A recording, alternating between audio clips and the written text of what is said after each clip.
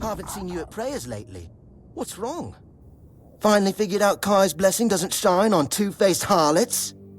Is that why you're here, Ludger? Really? If it is, then get out of my house. What? You think I came here to bring news from your lover? I don't know who you've been spreading your legs for, but if you tell me, I'll happily let him know you're waiting for him like the hussy you are. Shut up! You're disgusting. I only let you in because we're supposed to be brothers and sisters in the word. But if this is how you act, you're not welcome here. Now piss off. This isn't over, Lily. The truth will come out, whether you like it or not. Oi, and who do you think you are? I saw you with the priests. Trying to cozy up to them, are ya? Vitus gave me this job, so you'd better stay out of my way. That's not true. I swear. I'll figure out who Lily's been running off with. I wanted to follow her, but she's just been sitting at home, so I lost my nerve. Please, tell Brother Vitus he can still count on me. I won't let this harlot spread sin among Kai's faithful. Oh, I'm sorry you had to see that. Ludger is... not the best of us. Is there anything I can help you with? I've been better. Some days I feel like the prophet is testing me. I'm trying to walk my path, but it seems to be made of hurdles. I do. Why? Is that so odd? The prophet has always felt more tangible, you know? The priestesses always say that the All-Mother guides and watches over us, but I've never felt it. Now, the prophet teaches that we are to walk our path and listen to the word, and everything that happens is just a part of our pilgrimage. With every step, we move closer to the truth. It makes me feel more grounded, like my life has meaning no matter what happens. That's not true. Well, I mean, I've heard rumors about terrible things happening in the island asylum, but Brother Fabius says that everything the priests are doing there is for the good of the people.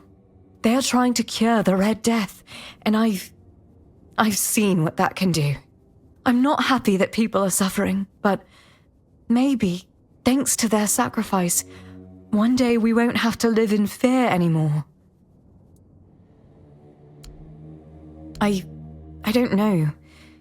You see, the Red Church has been holding these meetings for people in Connaught interested in the way of the word, and I really like them. Brother Fabius or Brother Vitus usually share the prophet's teachings and then lead us in prayer. Ludger attends as well, but he's very zealous. I think he wants to become a Red Priest, though how following me around and yelling obscenities is supposed to help with that, I have no idea. A letter from Brother Fabius. Let me see. Oh. So he's not coming. Bollocks! Stupid bastard! What am I supposed to do now? I can't wait much longer. What I need right now is to punch someone. Oh God, this is a nightmare. I'm not sure. This is so embarrassing. But if Fabius gave you that letter, it means he finds you trustworthy, right? Right. So, Fabius and I, we love each other. We've been meeting in secret for a while now, and I'm pregnant. I haven't told him yet. I was really hoping he'd come today, but he didn't. Ludger did. Like a damn hound sniffing out my misfortune. Now I can't go to Fabius, and I can't go to Niente because that moron will be following me around, causing a scene. We're not having an affair. That word is so ugly, so sinful, and it's not like either of us is married. Yes, Fabius has his duties to the Red Church, but that's different. He's not betraying anyone or anything. We love each other. And he's been so good to me, so kind. That's because you don't know him like I do. He's different when it's just us. He talks about how much he wants to help people, but it's hard for him. Everyone's always trying to drag him down. That's why he might seem cold or distant sometimes. That's not who he really is. She has those herbs for women when they're in trouble. I really want to keep this baby, but I doubt Phobius will want it, and I can't raise it on my own. Connaught is small, and the people here, well, you've met Ludger. I wouldn't have a moment of peace. I don't even want to think about how they'd treat my baby. I'd rather end it now than let it live a miserable life. I really want to tell him, but now, I don't know. I'm not sure it'll change anything. I just want this to be over. And go where? With what? I have no family left, and I barely have enough to get by as it is. Should I risk my child starving to death with no roof over our head? How is that any better?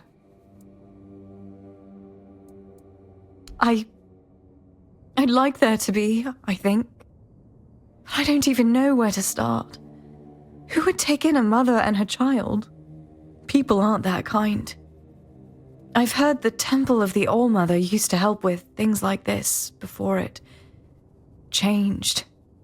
But that was a long time ago.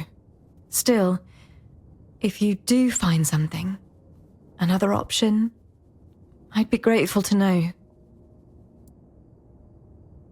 Thank you. What? No, brother is the proper honorific. We're all brothers and sisters in the word. But congratulations? What are you talking about? What? How is that even possible? Stop! I know how it happened, obviously. It's just... This is a lot to process.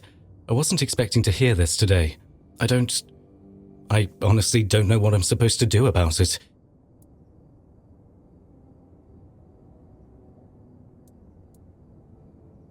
Yes, I know that, of course. But you must understand, we weren't planning for this. I'm a priest. I haven't exactly taken starting a family into consideration when choosing this path. I see. Please, leave me be.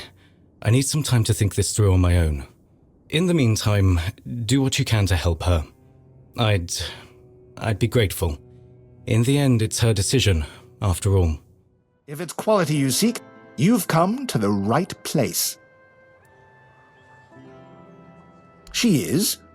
That's interesting news. Though I had no idea the hospital had financial problems. I thought it was funded by our brave Camelosian army. Or was it Lord Yvain? I can never remember.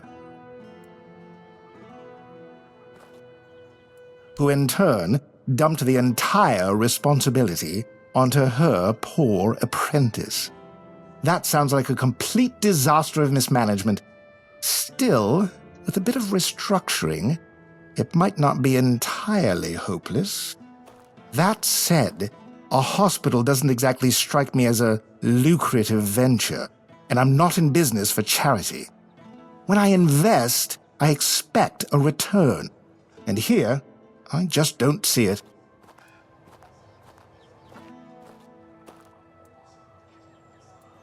That's true, but in Connaught, people would sooner dig up their grandmother's miracle recipes than pay for something they used to get for free. I need some concrete ideas.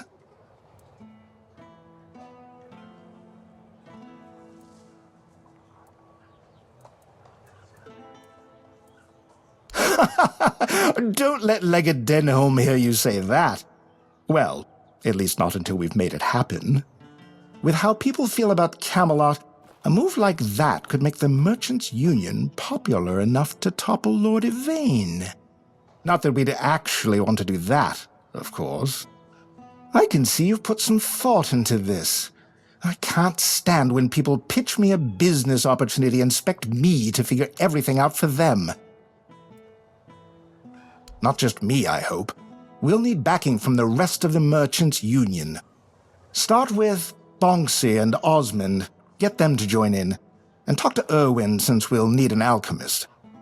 The more support we have, the better. Elixirs, powders, ointments, take your pick. And I assume you're here to hand me an invitation? Let's skip the pleasantries. Why would merchants take over the patronage of a hospital? And why should I have anything to do with it? Touching, but I'll have to disappoint you.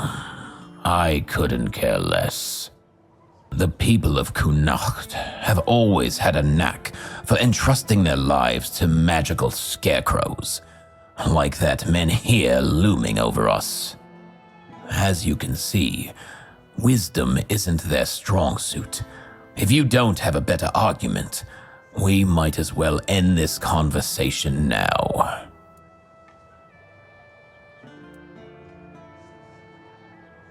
It's true that my business has been struggling for some time now. The priests are to blame.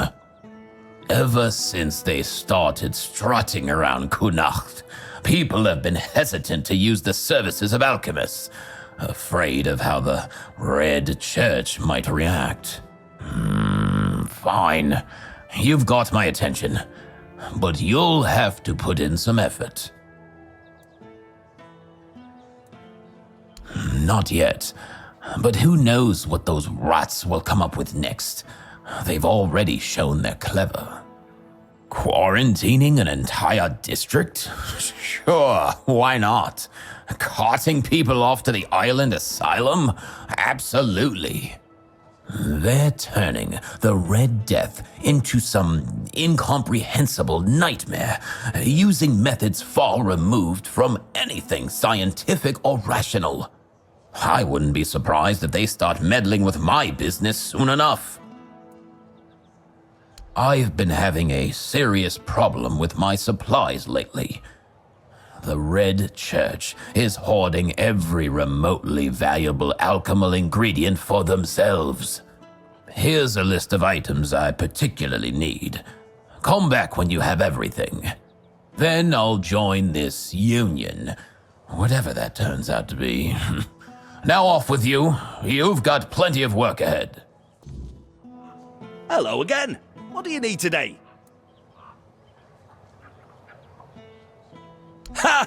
I'm not surprised he's asking me. Without my financial backing and, more importantly, my experience, most of the guild's investments wouldn't stand a chance. They really value my involvement, and that gives me leverage. In other words, I can do a bit of bargaining. Have you heard the legend of Robbie of Grubwood? A bandit who stole from rich merchants and gave the gold to commoners. They say he was an incredible archer. At least, that's how the story goes. People say the same about me, but I'm still waiting for someone to write a song about me, like they did for Robbie. It's only a matter of time. Robbie's long dead. I heard someone in his gang betrayed him. He's buried in a tomb not far from here, along with his bow. And that bow has been on my mind for a while now, you see. According to legend, it's made from centuries-old yew, and enchanted by a druid whose life Robbie once saved. Bring me that bow, and I'll support Alwyn's investment. What do you say?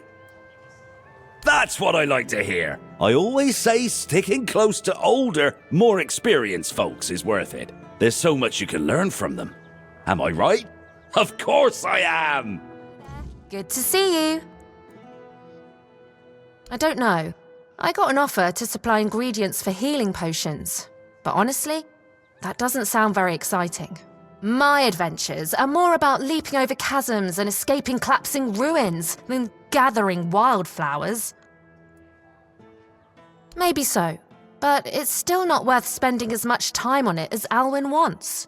I could be exploring underground labyrinths or running from guards across rooftops instead. You know what? You're right. That could work. But I can't go anywhere until I sell off all my wares. How about it? Want to take the lot? I'll give you a big discount. Yes? Did you manage to scrape together the money? Oh, I hope so. I'm starting to feel like I'm rooted to this spot. Fantastic. If you don't need something, you can always sell it later and even make a profit. Let Alwyn know I'm in, and I can't wait for my first trip to gather ingredients. There's always treasure for those brave enough to look. I know. I already asked Anselm to tell her to wait. But Morag's a stubborn one. Honestly, what does she expect me to do? I'm not about to argue the legate over one inn. Not when there are far more pressing matters at hand. I don't doubt that, but Kunart is in a precarious position. I wouldn't be surprised if Denholm shuts the inn down out of fear of rebellion, and I'm hardly in a position to challenge his decision. We all have to endure these inconveniences a little longer. Well, surely she's been given some sort of compensation, hasn't she? Oh, that is unfortunate. I can see why she's upset. Very well. Tell her she'll be paid part of the damages from my coffers, and I'll speak with Denholm about her situation. When I have the time. I can't offer more than that. As long as this stalemate with Camelot holds, reopening the inn is out of the question. That's my final decision. Now, was there something else? Does it now? Very well. Tell Osmond that... what shall we tell him? That I thank him for his concern, and that I will take his advice under consideration. The hospital, yes, I've seen the state it's in, and I've seen Ailey's devotion to her work. She's right, it needs more than just repairs. It needs purpose. The All-Mother's Temple was meant to be a place of comfort and healing, but it became distant and unapproachable. What good is faith if it doesn't reach the people who need it most? I would like to help, truly, but I cannot. There is something I must resolve first. Something that has haunted me for far too long. And Fabius is the father, isn't he? The shining star of the Red Church, always playing the savior. Yes, I know about them. Lily was once a devoted follower of the All-Mother. Then that priest seduced her with his word, of course. I feared it would end this way. She's afraid of a scandal, you say? She should be more afraid of being left to fend for herself. Ludger is a fool, barking orders he doesn't even understand. If he tries to interfere, he'll soon learn that the All-Mother's priestesses are not to be trifled with. And so the mess lands at my feet as usual. Fine. I'll help her. Bring me the herbs on this list. I'll do the rest. And remind her that coming to me isn't just salvation, it's protection. The All-Mother guards her own, and Fabius will find no purchase here. Do that, and remind her who's truly looking out for her when all this is over. Good. Let's see if the All-Mother still guides my hands. This won't take long. Once it's ready, give it to Lily and tell her she's not alone, no matter what she decides. Here, it's ready. Give this to Lily. Tell her it's her choice to make, but she doesn't have to face it alone. The All-Mother's light is with her, even in the darkest moments. I've worked there since I was strong enough to lift a tankard full of ale. It's been in my family for 4 generations. I'd hoped to leave it to one of my sons, but Camelot took them too, and all I can do now is pray they come back safe. Eh? Too bad you'll never taste my ale, best in the land, and I don't say that lightly. It wouldn't be the same. The secret to good ale isn't just the recipe, it's the ingredients. It needs Connacht water, Connacht soil. Without that, it's just the same slop they sell everywhere else. And? What did he say? But the inn stays closed? Figures. So now instead of standing around here, I'll be stuck at home, hoping those thugs from Camelot will graciously pay what they owe me. I'd say it's better than nothing, but honestly, it's barely that. Eh? Should have known better than to count on that good-for-nothing lordling. Thank you, stranger. I'm glad at least someone here still cares about the common folk. Before you ask, no. I do not have any books personally signed by Merlin, nor will I fake his signature. Oh, expecting a wee un? Congratulations! Lucky you. I don't think I've seen a newborn in Connacht for as long as I've lived here. Wise of you to prepare yourselves. I think I have just the thing for you. The Temple of the All-Mother issued this book to instruct their priestesses in midwifery. Speaking of which, if you want some practical tips, you should ask Nianti. She might still remember how to deliver a baby, although I wouldn't bet on it. So, when's the baby coming? Then I hope you get back home in time. A woman shouldn't be left alone in a time like this. Or so I'm told. It's different in the tribes. My mother always told me the story of how her waters broke when she was dragging the weird deer's carcass home. And I was right in the middle of skinning it when you decided to pop your head out. Ugh. Speaking of cultural differences, have you thought about names? Ha! Aren't you sweet? Thank you. But don't name that boy after that bastard. It might bring him bad luck. Alright. I'm not keeping you. I hope everything goes smoothly for the two of you. Here's the book. Hi. Have you had a chance to drop by the bookshop yet? Oh, thank you. I knew I could count on you. I hope it'll put my wife's mind at ease. Here's your money, and a little extra. You've done a good deed. Weird lanterns, you say? Of course, that sounds like Fabius. Always scheming. Always so subtle in his little power plays. It's obvious what he's really doing. Going behind my back to curry favor with the locals. He doesn't care about their crops or their lives. He just wants to be the hero of Connacht. Mark my words, whatever he's promised you, there's more to it. Fabius doesn't lift a finger unless it serves his interests. I don't like it, but I'll tolerate it, for now. Just don't let him drag you too deep into his games. There's more at stake here than he'd have you believe. What isn't he hiding? Fabius wraps himself in the guise of charity, but every move he makes serves the Red Church first and foremost. The lanterns? A means to anchor the Menhir for their convenience, not for the farmer's sake. Don't let his piety fool you. It's just another tool. Well, well, look who's here.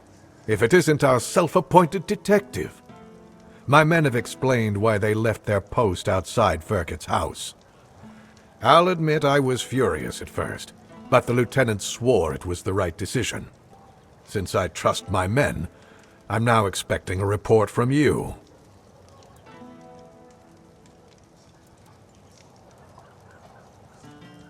That's a serious accusation. Still, I suspected you might say something like that. I'll be honest with you. Ferket is neither trusted nor well regarded among my soldiers, especially after the accident which, as you claim, they brought upon themselves. Fine. Ferket will stay in Connacht, and his inventions will be returned.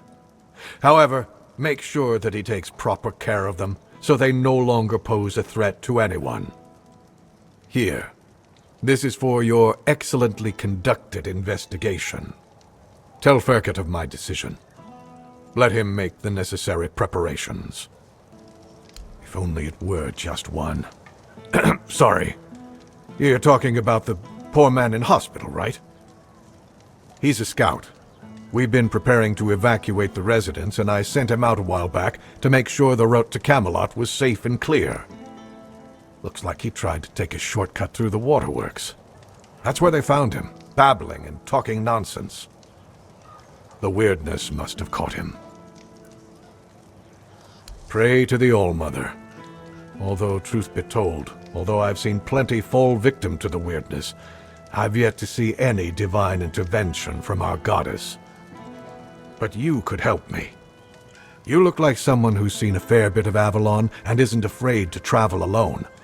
I could use someone like that to finish the job my scout couldn't complete. Of course, you'd be properly compensated. Take the road to Camelot, all the way to the Iron Gate, and report back on whether it's clear. Handle any smaller threats yourself, and tell me about any larger ones. The sooner the better. Think you can manage that? Great. Head out then. No need to write a report. Just come see me when you're back. Ludger? My, he's an eager one, isn't he? Now, let's call it, misplaced zeal. I may have suggested he keep an eye on matters, but harassment, that wasn't my idea. You must understand, I need to know what's happening with Fabius and his little indiscretions. Ludger's enthusiasm may have gotten the better of him, but his intentions were noble. Observation, nothing more. Ah, that's unfortunate. Not my intention at all. This girl is an innocent caught in Fabius's web. I don't wish her harm. I only wanted to observe the truth, as I always do. If Ludger has overstepped, I'll rein him in. We wouldn't want to give Fabius any ammunition against us, would we? But it seems you're more than an idle observer yourself. Tell me, why are you so interested in Lily's plight? Surely you've come here for more than just complaints about Ludger? Ah, yes. The poor girl caught in the web of Fabius's ambitions. But tell me, did you really think a man so fond of sermons would keep to his vows? Oh, it's not about belief, it's about seeing clearly. Fabius is a careerist, my dear friend. His every action is calculated to elevate himself. Other people are merely pawns in this game. The Red Church deserves better than his kind. But there is a way to set things right. Help me, and I will ensure Lily has a fresh start, far from the prying eyes and judgment of Connacht. A new life, unburdened by scandal. A simple thing, the truth. Lily must formally report Fabius for breaking his vows. Such actions cannot be ignored. Not if the Red Church is to reform itself into something greater. You'll be compensated, of course. A purse of coin for your trouble, and the satisfaction of knowing you've helped expose hypocrisy in its most insidious form. Vitus, that wretch. I always knew he hated me, but to stoop so low as to use an innocent woman and a child, my child, to hurt me. No, I won't give him the satisfaction of seeing me broken. He won't take my family away from me. I'll take Lily, and we'll leave this place. We'll find somewhere to start fresh. Thank you for telling me about Vitus's plans. Without your warning, I don't think I'd have realized how much I stand to lose. And? What's our situation? What did Denholm say? Oh, so does this mean Camelot still has a working brain among its ranks? Incredible. Very well. A deal is a deal. I'll begin production of weird candles, and you've done well. In return, I'll offer you a discount on my products and allow you to use my house. Feel free to cook and sleep there whenever you like. I rarely indulge in those distractions.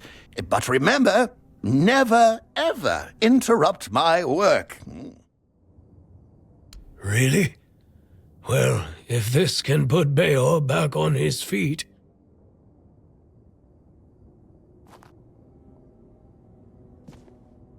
Beor, your wound, it changed.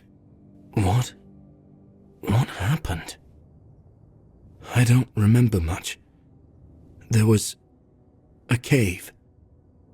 And a girl? She touched me. I came back and dreamt. Then there's only darkness.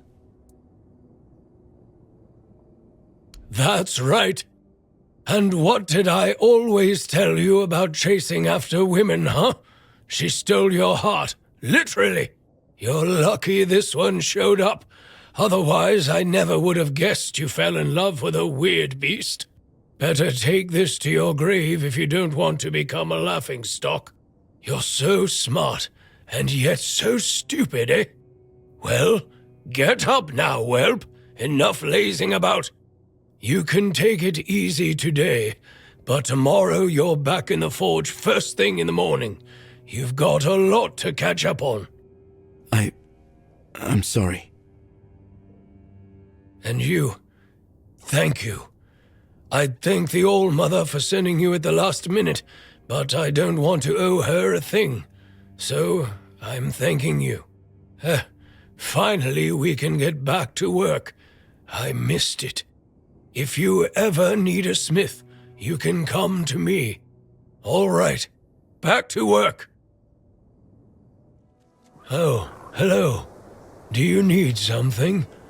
Times are tough, but I won't forget what you did for Beor. Tell me, how can old Airfear repay you? It all began innocently enough. Our milksop of a lord, Yvain, decided that we didn't have the right tools to unearth the riches of our land. So he sent messengers to Camelot asking for their men and equipment. It was supposed to make us richer. And it worked. For a while. They came here and resumed mining. Brought gold with them too. So for a while there, we were even happy to see new faces. Then news from Camelot arrived. The Red Death is in Kuanacht. The weirdness is getting thicker. We declare martial law, cut down all the trees and take the manure with us. Everyone goes to Camelot. Load of bullshit if you ask me. The weirdness has always been here. Kuanacht has been doing just fine without the support of the dog-fuckers of the Round Table. Denholm, the one in charge of their army, came here with the Red Priests. It seems like he's well aware that his orders are stupid, and that people from Kuanacht are smarter than Camelot thinks. And now Kuanacht is divided. Some want to leave for Camelot, others can't imagine it, like me. I just can't stomach leaving the land of my fathers. Camelot says we do. I think we don't, even after the moronic theft of trees. Lord Milksop, of course, doesn't know what to do. If he supports the people, he'll lose his dealings with Camelot. If he leaves for Camelot, he'll become just another arse-kissing sponger princeling no one gives a toss about, and the court is already full of those. Here, at least, he's somebody. Or he can become somebody if he makes the right choices. The man here is dying, that's true. More and more weirdness creeps into our homes at night. Soon, the flame will no longer be enough. I don't know what would need to happen for everyone to stay in Kuanacht. The truth is, we can only survive if we keep together, either here or there. His family has a grand past. I have the utmost respect for their legacy. The Tarians made Kuanacht strong. They carried on the legacy of Palamedes, King Arthur's advisor. Our lord, though, don't get me started. Yvain is a coward. He lets Camelot get away with anything. Well, for now. I've heard rumors that he's been trying, in his own pathetic way, to delay making some crucial decisions. Who knows? Perhaps our lordling will finally grow a pair and make use of them for the good of his subjects. Though, if you ask me, the only thing that could save him would be the quest for the Holy Grail. I have my reasons. I don't trust the bastards because they've already been here once. They took a few people for what they called a routine examination, promising that our loved ones would return safe and sound in no time. Ah, damn it all. Would you believe me if I told you that not all of them even had the symptoms of the Red Death? Nobody came back, not a single soul. From that moment on, I've sworn to do everything in my power to make life miserable for those scarlet dogs. I don't really want to talk about it, but look, I had a wife. She was a beautiful woman, and I'm pretty sure that she was with child when they took her away. She would chat with Nianti. She hadn't bled for 3 months, and she would have eaten all the crops from Reese's field if she could. My Katrin. They took her away. She caught a cold, and they put her on a transport to the island asylum. I never saw her again. That's all I can tell you. I don't want to think about it anymore. Let the past stay in the past. You... what? How? How is this possible? I can't believe this. My Katrin, do you still have the letter? Please tell me you didn't throw it away. A boy. My little boy. She mentioned once that she liked the name Llewellyn. It made me laugh. It sounded so poetic, not really fitting for a blacksmith's son. I always wanted a son. Maybe that's why I've grown so fond of Beor. I thank you. I'm guessing the circumstances in which you got this letter must have been difficult. If everyone here were as brave as you, our Kuanacht would have a chance to weather the end of the world. Here, take this. I have no use for it anymore. I wanted to bury it with Katrin if I ever found her body. That's all I can do for you. And for her. Why? This letter doesn't change anything. Years ago, I swore I wouldn't utter a single good word about those red vermin, and I'm not going to change my mind on that anytime soon. If anything, it has assured me that I am right. Yeah, it did. What else did my brother tell you? Yes. I saw him walking towards the woods. He never came back. It was an accident, I swear. I was at the stables. It was getting cold and Rob hadn't shown up to fetch me, so I went home. I saw Rob lying on the floor. He wasn't moving and he was covered in blood. And Grandpa was kneeling over him, just hitting and hitting.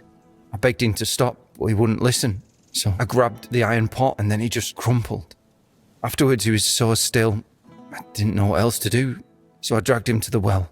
That wailing thing was Grandpa. Oh, God.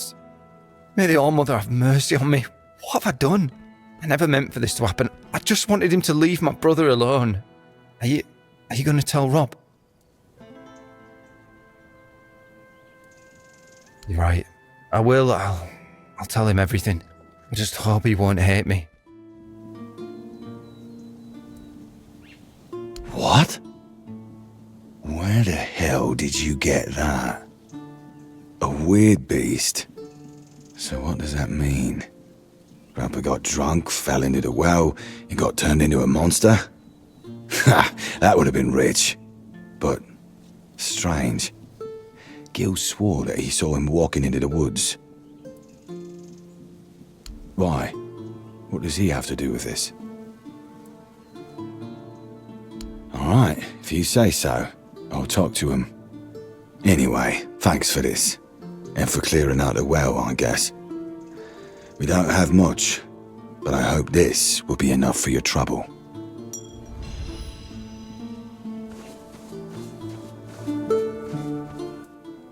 Until next.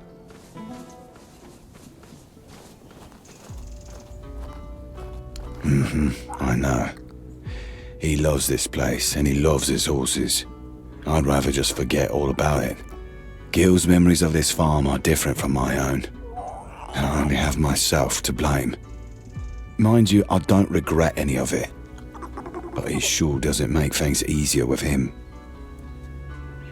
Have a good day. Who's there? Don't come any closer. I'm warning you, my husband is just downstairs. That doesn't mean you can waltz uninvited into the first house you see. We live here. Does that satisfy your curiosity? Everywhere's dangerous. There's no such thing as a safe place on this island. That's something I've learned the hard way. Yes, one I do not tell to strangers who break into my house. Well, if you're here to rob me, you're going to be disappointed. My husband and I live off the land. You won't find any riches here. No, he's very busy at the moment. I'd rather you didn't disturb him. Then please leave, before my husband catches you here. Please just go. Oh no. What have you done? What have you done? You monster! You killed my husband! Gods, you're heartless. What kind of monster would bring me fresh berries every day for our morning porridge? My husband was kind, gentle, and caring. And you expect me to thank you for killing him? You're sick. He wasn't impersonating anyone. That was my husband. I'm blind, not stupid. I know who lives in my house. He's not a creature. Don't call him that. He was my beloved. The answer to my prayers. When he showed up, it felt like the gods had finally decided to right the wrong they committed by putting Broden in my path. I finally had a husband who never touched me in a way I didn't want, who never beat me so hard I couldn't get up from the floor. Someone who cherished and cared for me, and whom I could cherish and care for in return. For the first time in my life, I was happy to be a wife. And you took that from me. Someone I'd rather not think about right now. But by the gods, he would have loved this. Making me feel helpless and miserable was his favorite pastime. You could give me a hand with the funeral. Just take his remains and place them on the stone altar nearby. I don't know which god was worshipped there, but they sheltered me when I needed it, and then they brought me my greatest happiness. I need to see to the flowers and proper offerings, and I just need to be alone for a while. Finally someone showed up. Listen, you've got to help me get out of this place. I've been stuck here for what feels like ages. Right. My name's Broden, and this is my house. Oh, well, it looks like my house, but I can't leave, and my dumb wife is nowhere in sight. Hey, sworn to her before the old mother and all that drivel. Why so surprised, eh? Don't tell me she really made one of those freaks here her husband. Oh, Deirdre, I never thought you had it in you. Of all the lessons I taught her, I never thought that would be the one to stick. It doesn't matter now. Good of you to get rid of that thing. You just put it out of its misery. You know what they say. Marriage is hard work. Ours felt like squeezing water from a stone. Deirdre was a crappy wife. She was lazy, whiny, and her cooking tasted like shit. I'll admit, sometimes I got rough, but that woman tested my patience like nobody else. But I can see now there was one thing she did learn. Once they are sworn to you, they belong to you, whether they like it or not. Deirdre's deranged. She's spiteful and mean-spirited. Nobody could be happy with her. She makes it impossible. That beast stayed close to her because it had no choice. I've been here long enough to know how these things work. If a deal is made, it can't be unmade. I've always told her, like calls to like. We're not that different, regardless of what she claims. Of course she didn't. She always loved playing the victim. The poor little abused blind girl. Exchanging her rightful husband for a beast slave probably doesn't seem as appealing as the fantastic love story she's concocted in her mind. I'm sure my loving wife had something to do with that. You see, one evening I went out to get some wood and saw a strange light. All of a sudden, a creature attacked me. I tried to fight it off, but I just can't remember what happened next. I must have passed out. When I woke up, I was here. According to them, I cannot leave. Ever. But now that you're here, and that thing that attacked me is back there as well, you could try killing it, and then we'd both be free. Because I can't. I can't touch them. I can't do anything to them, yet they can do anything to me. It amuses them.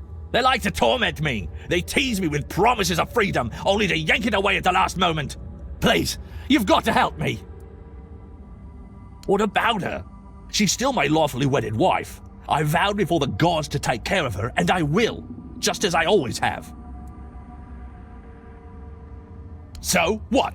I deserve to rot here for all bloody eternity as a toy for those things? Just because my demented wife made a stupid wish? Really? Well, then I'll make sure you're not leaving either. You've done well, mortal. Here, take, beloved. Yes, give. Now go. Hurry. Hello? Oh, it's you. Is everything ready? A deal? What deal? What in the world are you talking about? Broden? What does he have to do with anything? And what realm? I have no idea what you're talking about.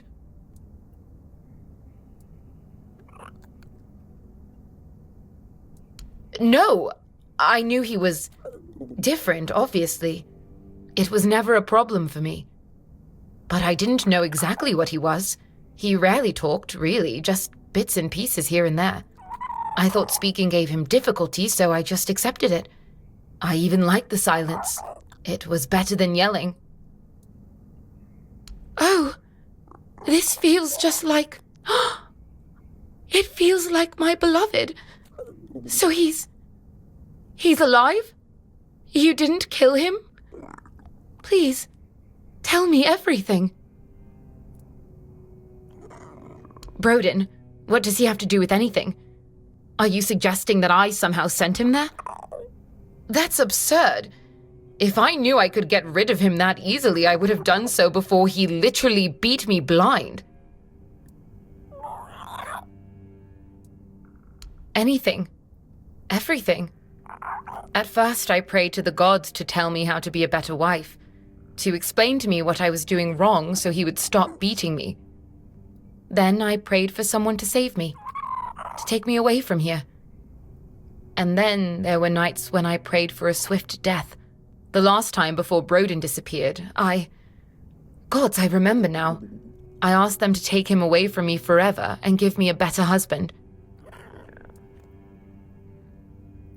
Not intentionally, but if what you're saying is true, then I don't regret it. Rotting in that place is the least he deserved. I don't know. I think I'll just... Wait. This orb you gave me, I can't explain it, but it feels like a promise. It's important, so I'll take care of it. And in turn, he'll take care of me. Just as he always has. Here, take this key. There's a chest buried behind the house. Before I lost my sight, I managed to earn some coin with needlework. I hid it, thinking I could use it to run away one day. Take it all, I don't need it anymore. And be safe out there. Then we move forward. A crow in a uniform is still a crow. No doubt he greased the right palms, whispered the right threats. You cut that short. But we're not done. The next one won't be so easy. Maybe you're just that good. Better in the shadows than those you hunt. Or maybe fate itself is watching over you, guiding your hand. But if I were you, I'd take it as a sign I'm doing the gods' work. This time, it's a nameless Dalariata, formerly of the Third tribe, now known as Wither, a mage. He's holed up in a cave near the swamps, no doubt twisting the weirdness to his advantage. The children aren't just killers, they're opportunists. If they've taken a liking to him, it means he's dangerous. And if we don't stop him, he'll be worse. Be careful. Steel alone won't save you against magic. My, what a fine lad you are. Were I a touch younger, I'd consider running away with you. Reginald be damned. As you should be. I used to be quite the catch back in the day, you know. I didn't make it easy for Reginald to win me over, but he was always a stubborn man. It flattered me, that stubbornness. I should have listened to my mother when she told me a headstrong husband is just as bad as a lazy one. One does nothing, the other wants everything done his way. But I thought I knew better, and now, here I am. Every marriage has its ups and downs, especially one that's lasted as long as ours. We worked hard our whole lives, raised our children right. I had hoped for a little peace at the end of the road, but now they say the weirdness is coming, and my husband insists we stay. I know I don't have much time left, but there are better ways to die than in the fog. It is hard. I'm not saying it's not, but we wouldn't be begging for the kindness of strangers. We have a son in Burrow. He already wrote and said he'd take us in. But Reginald said no, and that was the end of it. Take care out there. Who goes there? You're not from round here, are you? Whatever you've got to say, I'm not interested. I'm not going anywhere.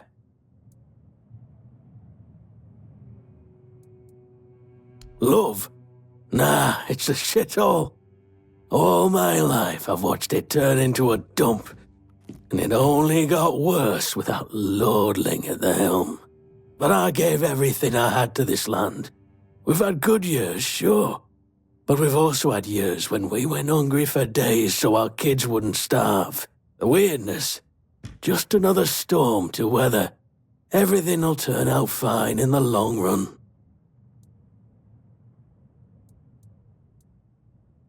Mora's always been a worrywart. If anything goes awry, it's the end of the world for her. And don't even get me started on the nagging.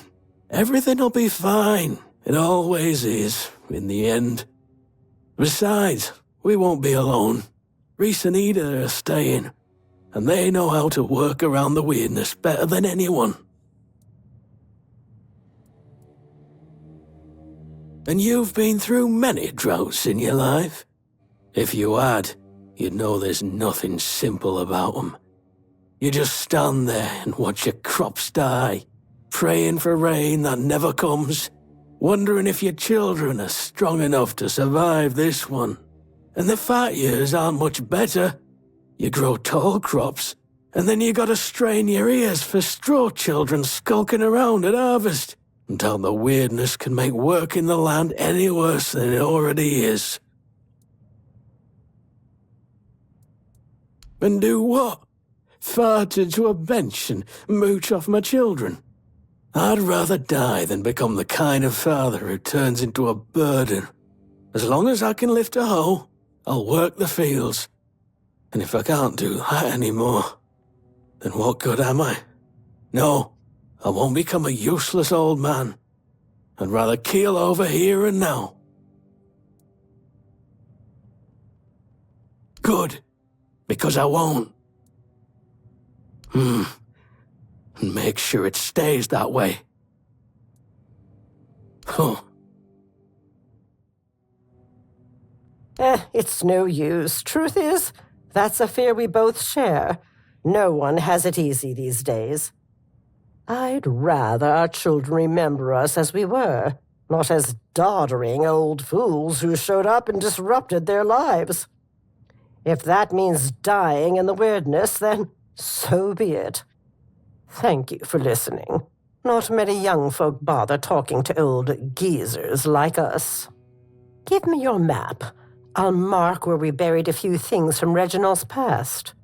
They're no good to us anymore, but perhaps you'll find them useful. Take care out there. You're here to kill me.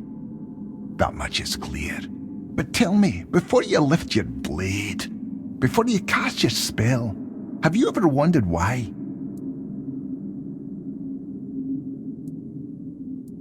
A crow!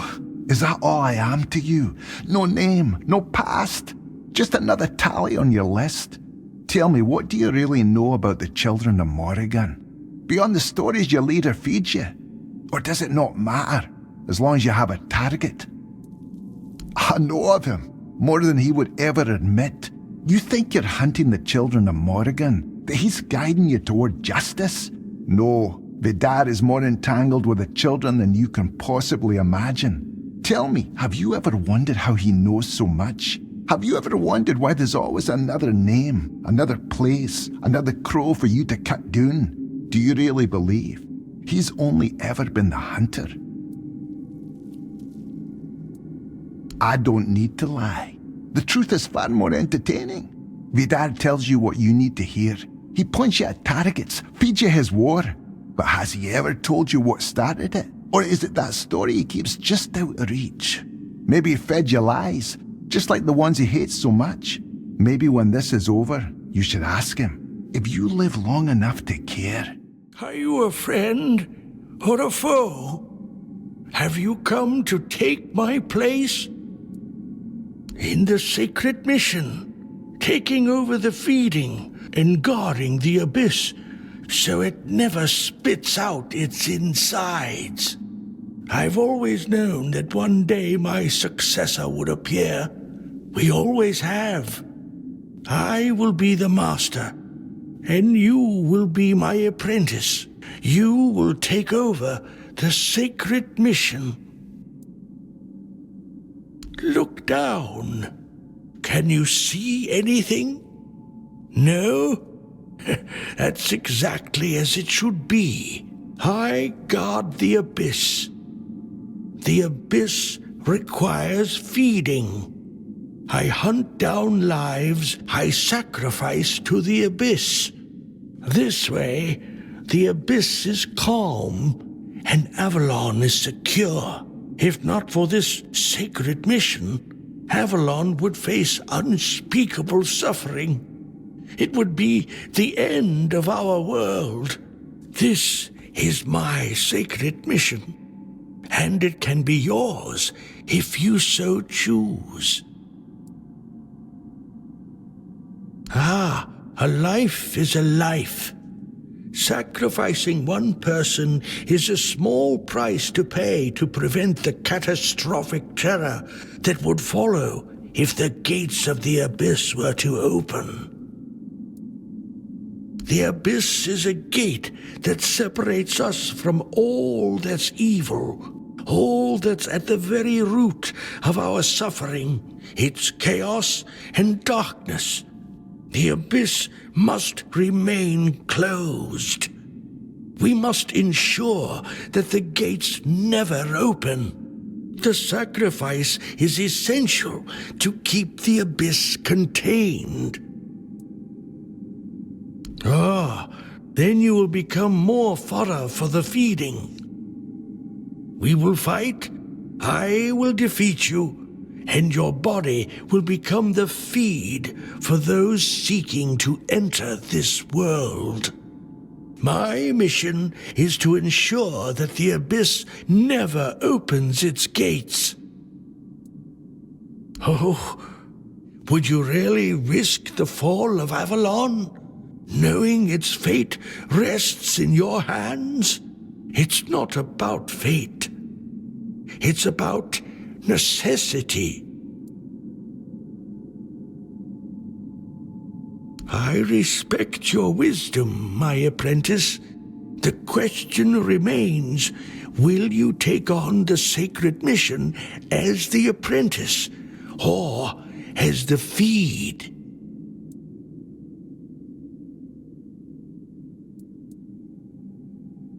So, you have made your choice? I hope your soul proves noble. We've harvested some good crops lately. You're in luck. Difference? Sure, it's brighter, safer maybe, but let's not pretend this fixes everything. The weirdness isn't going anywhere. It's just waiting for its next chance. Those lanterns are a patch, not a cure. The weirdness didn't just take our fields. It took our neighbors, our friends. You cannae fix that with lanterns. Don't think I'm not grateful. I am. But it's hard to celebrate when you know it won't last. These lanterns may keep the crops safe, but they won't bring back what we've lost. And don't expect me to start singing the Red Church's praises. Ha! I'd sooner thank the chickens for laying eggs than thank a red priest for anything. Ha! You really did! Camelot didn't give you any trouble. Huh. Maybe there was something to all those tales about Norm after all. He always seemed so polite. Helped my Reese figure out the best way to grow wheat outside the repellers. It just goes to show you never really know your neighbours, eh? Well, here's the payment I promised, and some freshly picked veggies too. Eggs, some veggies. There's no much to spare, but we share what we can. Huh. Another vessel of flesh wandering these damned lands. I sensed the stench of mortality upon you from miles away. Was it the church? The druids? Or have the old gods marked you as their sacrifice? Don't answer.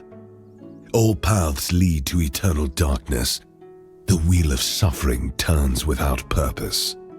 You seek the crossroads, like all others before you, as if it would save you from what awaits beyond the veil. I am Baharit, a knight of the Abyss. It's where the weak gather, desperately clinging to the illusion of hope, to their prisons of flesh. It does offer temporary shelter, one final respite before the eternal night. Your soul is marked by corruption. I can see the void growing within you. If you seek liberation from the chains of flesh, I can open the gateway. Your life has been nothing but a cosmic joke, but your death could become a sacrament. Just say the word.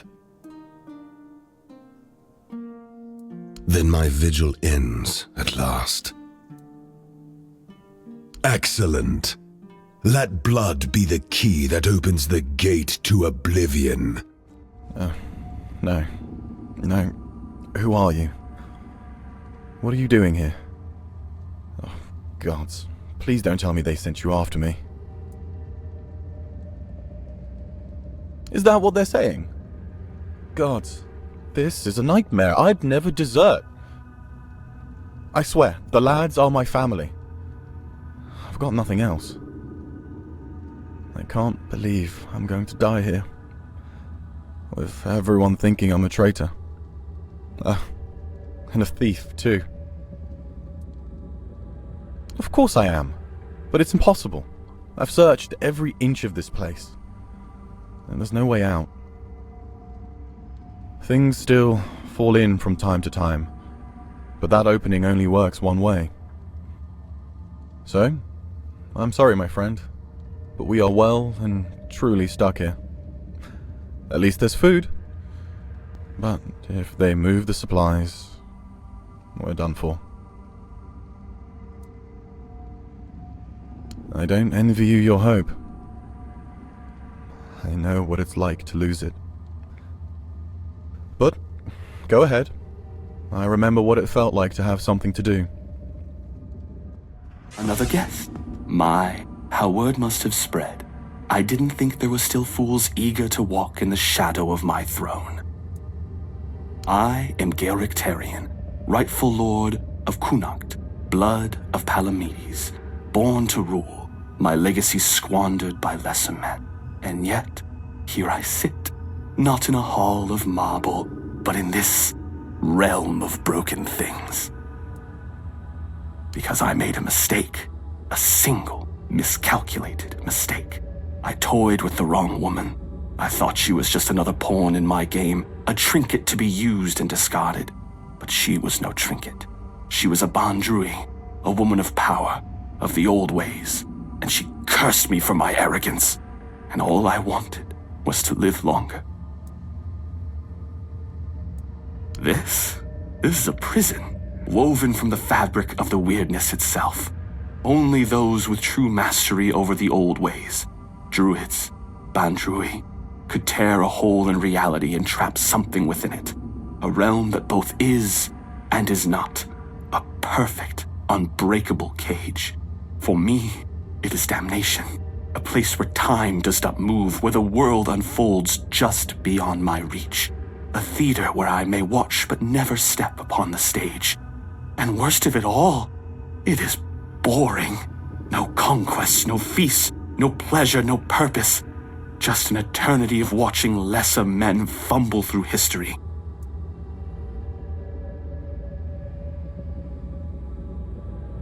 And the veil between worlds is thinning. The weirdness does not break easily, only when the fabric of reality itself begins to fray. My prison and your world should never touch.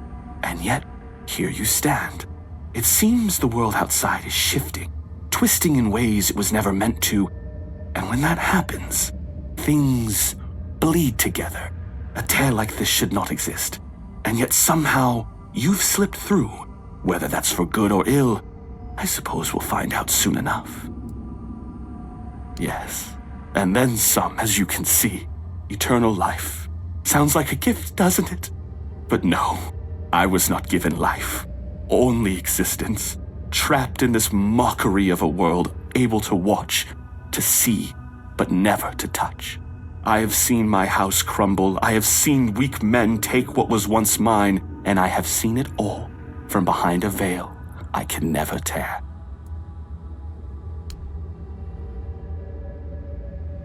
I don't know.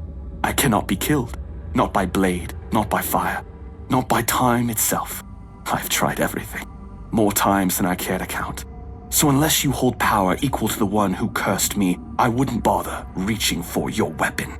You can always duel me, and die for my amusement if that suits you. Oh, now that is a bold claim. You are not the first to make such an offer, nor would you be the first to fall. What am I, to refuse a dance? Come then, let us see if your blade can carve deeper than fate itself. I can't believe it. We're actually free. You? How did you manage to get us out of there? That I don't doubt, my friend. Oh, it's so good to be back. Funny, I didn't realize it before, but even the air in that place was different. Guess I'll go report to Shine. Honestly, I'm glad you were there with me. She'd never believe me otherwise. What is it now? If it's chatter you're after, you'll be disappointed. Percy tried to spin me some wild story about falling into another realm. I didn't toss him straight into a cell, only because he swore you could back him up. So, what did you find? You're pulling my leg, aren't you? Tell me this is some elaborate prank you two cooked up. Oh, mother have mercy. Can nothing in this goddamn place just be normal? I may be a bit of a city woman, but you can't tell me that it's normal to have creatures made of bloody straw attacking outside the walls. And now you're saying there are cracks in the world. Does that mean I need to move my supplies? Well, that's some good news at least. Not gonna ask how, in case there's something about you that we'd both be better off with me not knowing. Thanks for your help. Here, something for your trouble. Born and raised, yeah. My family has an estate in the country, but I never liked going there. All that space and nothing to do. Not even a good tavern in sight. I don't know how people live like that. A military family, dating back to the age of conquest. My father's a general, his father was one too, and my grandfather, yeah, you get the gist. Technically we're nobility, but I've never felt like it. And I'm no good in ballrooms. Joining up seemed only logical. There aren't. It's a tough life, you know? Most women aren't built for it. That I can't, but what passes for entertainment here just makes me want to leave this shithole and never look back. Can't wait for the order to march out. There might be something, but look, it's got to stay between us, right? Well, one of our warehouses burned down recently. Completely down to the ground. When I checked what was left, I found a trapdoor. It must have been hidden under the floorboards because I never saw it before. Problem is, it's sealed shut and the lock looks ancient. Denholm told me to leave it alone, but it's been bugging me ever since.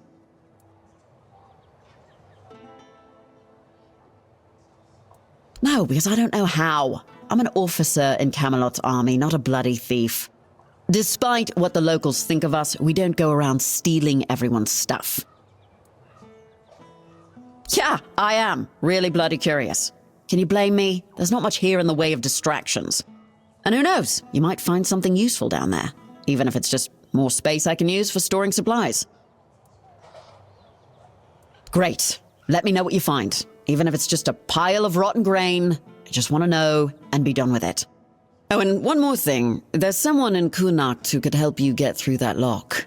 Name's Filth, lives in what's left of the Eastern Tower. Yeah, well, of all the things I've seen in Connacht, at least I know Filth is harmless and knows everything that happens around here. I've never caught Filth doing anything illegal, and as long as it stays that way, we're good. You're here. Speak your piece or let me work. Aye, these are bear claws indeed. You've got a knack for this. Or just plain luck. Either way, these will do nicely. Good, now maybe I can actually secure those tents properly. So the job's done? And here I was ready to send out a search party. You are full of surprises, which is more than I can say for most of the folks around here. Marrow gas shells, and in one piece. Impressive. These will keep our armor strong and our soldiers breathing. Don't expect a parade, but yeah, well done. Now, move along. Finally, Croakmore's skin. I'll make sure this goes to good use. Didn't think you had it in you, but you proved me wrong. Keep it up.